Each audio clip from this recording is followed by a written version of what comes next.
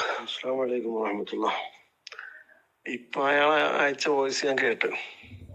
അതൊക്കെ ഞാൻ മനസ്സിലാക്കുന്നത് ഇവരൊക്കെ മഹാവിവരക്കേട് മാത്രം പഠിച്ചു വെച്ച ആളുകളാണെന്നാണ്.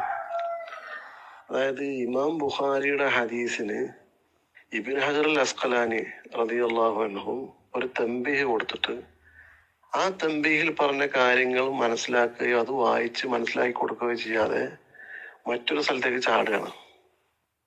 ഈ തംബീഹാണ് വായിച്ച പോലെ തംബീഹ് വായിക്കാതെ എത്ര പ്രയാസം. ആ തംബീഹ് വായിക്കട്ടെ. ആ തംബീഹ് വായിക്കുമ്പോൾ ശേഷം അയാൾ പറയുന്നതിനൊക്കെ മറുപടി ആ തംബീഹുണ്ട്. ഈ പറഞ്ഞതുപോലെ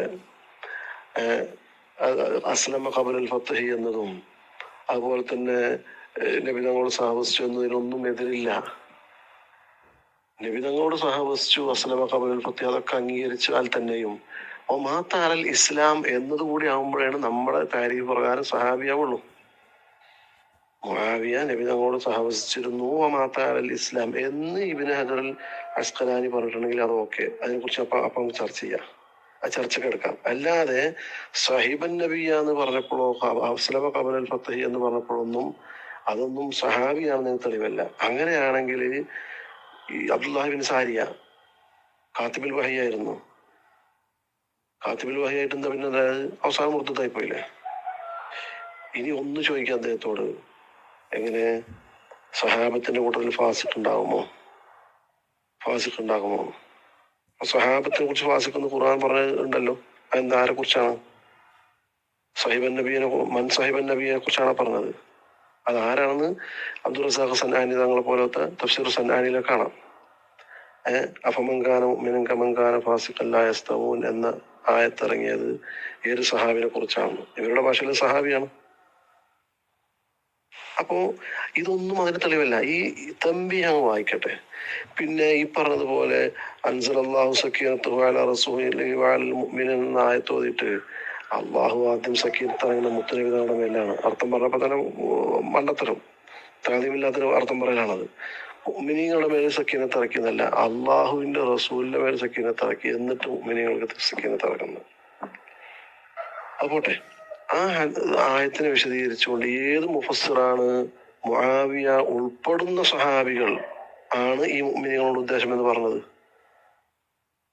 ആ മുഅ്മിനീങ്ങളിൽ മുആവിയ ഉൾപ്പെട്ടു എന്നാരാ പറഞ്ഞത്? മുആവിയ മുഅ്മിനാണ് എന്ന് സമ്മതിച്ചാൽ പിന്നെ മുആവിയ മുഅ്മിനിൽ പെട്ട്, അങ്ങനെ സമ്മതിക്കുന്നിടത്താണ് നമ്മളെ വിഷയമുള്ളത്. മുആവിയ സ്വഹാബിയായിരുന്നോ അഥവാ മാത്തഅലൽ ഇസ്ലാം, ഇസ്ലാമിൽ തന്നെയായി മരണപ്പെട്ടു പോയ സഹാബിയാണോ എന്നതാണ് അവിടെ ചർച്ച. നബി തങ്ങളോട് സഹവസിച്ചിട്ടില്ല എന്ന് പറയുന്നില്ല, മക്കം ഫത്തഹിന് മുമ്പ് ഇസ്ലാം സ്വീകരിച്ചിട്ടില്ല എന്ന് പറയുന്നില്ല, യുദ്ധം ചെയ്തിട്ടില്ല ഒന്നും പറയണില്ല.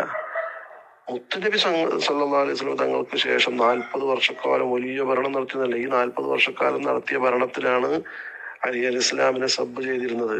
മാ മനാഅക അൻ തസുബ്ബ അബാ തുറാബ്, സഅദ് ബിൻ അബീ വഖാസ് റളിയല്ലാഹു അൻഹുവിനോട് ഈ മുആവിയ പറഞ്ഞ മാ മനാഅക അൻ തസുബ്ബ അബാ തുറാബ്, മുത്തുനബി തങ്ങൾ ഓമനിച്ച് വിളിച്ച പേരാ അബൂ തുറാബ് എന്ന് അലി അലി ഇസ്ലാമിനെ. അപ്പൊ അബൂ തുറാബിനെ സബ്ബ് ചെയ്യാൻ, ചീത്ത വിളിക്കാൻ നിനക്ക് എന്താണ് തടസ്സം എന്ന് പറഞ്ഞിട്ട് ലാ തസുബ്ബു അസ്ഹാബി എന്ന് നമ്മളെ പഠിപ്പിക്കേണ്ട സഹാബിയാണ് അവരുടെ ഭാഷയിൽ ഈ മുആവിയ. ലാ തസുബ്ബു അസ്ഹാബി എന്ന ഹദീസ് ജനങ്ങളെ പഠിപ്പിക്കേണ്ട ഈ മുആവിയ സഹാബത്തിന്റെ ഏറ്റവും ടോപ്പിൽ നിൽക്കുന്ന മൗലൽ ആലമീൻ, മൻ കുന്തു മൗലാഹു ഫഹാദ അലിയും മൗലാഹു എന്ന് മുത്തുനബി സല്ലല്ലാഹു അലൈഹി വസല്ലം പറഞ്ഞ മൗലയെ ചീത്ത പറയാൻ സഅദ് ബിൻ അബീ വഖാസ് റളിയല്ലാഹു അൻഹുവിനെ പ്രേരിപ്പിച്ചതും നിർബന്ധിപ്പിച്ചതും ഇമാം മുസ്ലിം റിപ്പോർട്ട് ചെയ്യുന്നുണ്ട്. അപ്പൊ ഈ 40 വർഷവും അതിനുശേഷം 92ഓളം വർഷം, 90 വർഷത്തോളം ഇമാം അലി അലൈഹി ഇസ്ലാമിനെ പള്ളിയുടെ മെമ്പറുകളിൽ വെച്ച് ചീത്ത വിളിക്കുകയും ലാനത്ത് ചെയ്യുകയും ചെയ്ത അതാണ് ഈ ഭരണം. ആ ഭരണത്തിന് മഹത്വം അതാണ്. പിന്നീട് അതിന് തിരുത്തൽ വന്നത് മഹാനായ ഉമർ ബിൻ അബ്ദുൽ അസീസ് റളിയല്ലാഹു അൻഹുവിന്റെ ഭരണകാലത്താണ്. അവരാണ് തിരുത്തിയത്. ഈ 90 കൊല്ലം നീണ്ടു നിന്ന ആ ശാപവർഷം, അതാണ് ആ ഭരണത്തിന് മഹത്വം. അത് പോട്ടെ. അപ്പൊ ഈ ഭരിച്ചില്ല അതിനെ കുറിച്ച് നമ്മൾ പറയുന്നില്ല.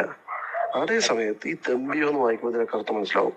ഈ ഇസ്ഹാഖ് റാഹവൈഹി റളിയല്ലാഹു അൻഹുവിനും അബ്ദുൾ റസാഖ് സന്നാനിക്കൊന്നും കിട്ടാത്തൊരു ഹദീസ് ഇത്ര വലിയ മഹത്തായ അവർക്ക് കിട്ടണല്ലോ. ഈ പറഞ്ഞ അൻസലല്ലാഹു സക്കീനത്തു അലാ റസൂലിഹി വഅലൽ മുഅ്മിനീൻ, അതിൽ മുആവിയ കൂടി ഉണ്ട്. അപ്പൊ അള്ളാഹുവിന്റെ സക്കീനത്ത് ലഭിച്ച മുഅ്മിനീങ്ങളിൽപ്പെട്ട വലിയ മഹത്വമുള്ള ആളുകളാണല്ലോ ഈ പറഞ്ഞ മുആവിയ. അങ്ങനെയാണെങ്കിൽ ആ മഹത്വം ഇവർക്ക് എങ്ങനെ മനസ്സിലാകാതെ പോയത്? അപ്പൊ ഇമാം ബുഖാരി തങ്ങളുടെ ഉസ്താദുമാർക്കൊന്നും മനസ്സിലാകാതെ പോയത് പിന്നെ ഒരാൾക്ക് എങ്ങനെ മനസ്സിലായത്? അതാ വലിയ പിച്ച്. അപ്പോ ഇതൊക്കെ വെറുതെ സഫാഹത്ത് പറയാണ്. ഓരോരുത്തർ തലപ്പാവ് കെട്ടിയിട്ട് ഇങ്ങനെ നടക്കും.